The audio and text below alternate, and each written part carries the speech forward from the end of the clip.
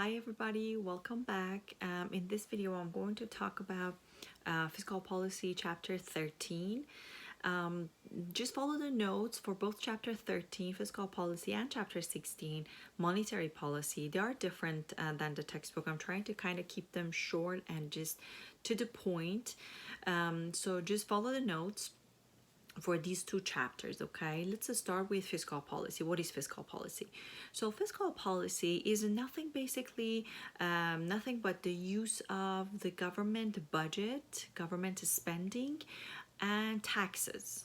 So whenever the government wants to fix something in the market, let's say we have recession or inflation, the government has two important tools: its own spending or taxes. Because whenever the government budget changes, the government spending, sorry, changes, or when the tax changes, the aggregate demand will change. Remember chapter 12? So if you don't remember aggregate demand, aggregate supply, pause here, go back to chapter 12 and make sure you review at least aggregate demand to understand this part. Okay, so the fiscal policy is basically the changes in government spending and taxes to deal with recession or let's say inflation. Okay, but before that, there's one important thing that you need to know, and that's the definition of federal budget. Okay, what is federal budget? Federal budget is just the household, like household budget, our budgets, right? So it's the list of the things that the government is spending, purchasing, and it's the list of the government revenue, which is coming from our taxes mainly, right?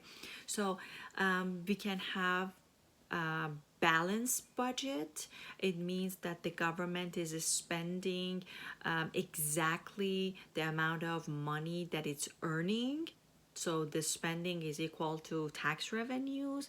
We can have budget surplus, and it's when our government budget revenue is greater than government spending. So we have a little extra coming out of the tax revenues. Or the government can run deficit, and which is the case for our country for a while now. We have a huge government budget deficit. And what does it mean? It means that our government spending is greater than the tax revenues that the government collects from everybody in the economy.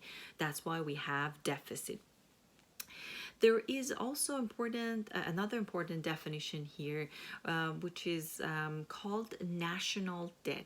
And sometimes people actually are confused between the national debt and government budget deficit. These two are different.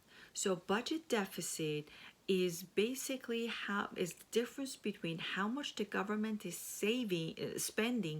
how much the government is spending, and how much money the government is making through our revenue from our taxes. Okay, the tax revenue. So the government budget deficit is the difference between how much the government is spending and how much the government is making. National debt, however, is how much money we owe to other countries or other lenders. There is a gap between our spending, right, and the money that we're making. To fill the gap, the government should borrow money, right? The government can borrow money from the Federal Reserve. The government can borrow from other countries, from big companies, big institutions. So to fill the gap, right? Because we have budget deficit. National debt is how much budget deficit we have right now, plus how much money we borrowed in the past because we ran deficit for a while. And just like us individuals, when you borrow money from a bank, right, from an investor, you're going to pay interest, right? So the government is also paying interest on the money that he borrowed from other countries, from Federal Reserve, from big companies. Okay, so the national debt, let's say for 2019, is how much money, how much budget deficit we have right now in 2019, how much money we borrowed in the past before 2019, plus the interest rate that we are paying on those loans basically that we got in the past. That's the national debt.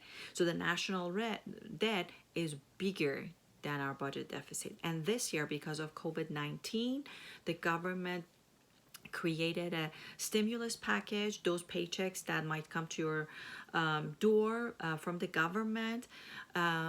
So that will be part of the deficit because the government doesn't have the money, but the government is borrowing money somehow to give us back the economy back. The government also gave a big tax cut last year to businesses, so the government tax revenue actually went down since last year. Stimulus package, so we do not have the money, we're again borrowing, so the deficit actually will be huge. The government is going to spend more money on healthcare right now because of COVID-19, so the deficit actually is just growing every single day. And we're already borrowing, right? So we also have the previous borrowing, more borrowing, bigger deficit. So you can imagine what's going to happen to our national debt, okay, unfortunately. But these are, as I probably told you in the previous videos, these are extreme kind of cases that we see in the economy.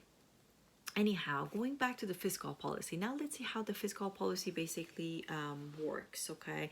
As I said, fiscal policy is the change in government spending and taxes, okay?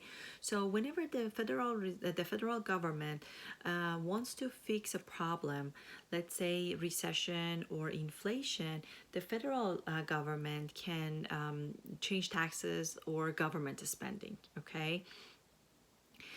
Before I explain how the government is going to choose the change in spending or taxes, let me briefly talk about the different types of fiscal policy we have, okay? And then in the next video, I'm going to tell you how they work. We have two types of fiscal policy: automatic fiscal policy and discretionary fiscal policy. Automatic fiscal policy is obviously happening automatically in the country, so there's no need for the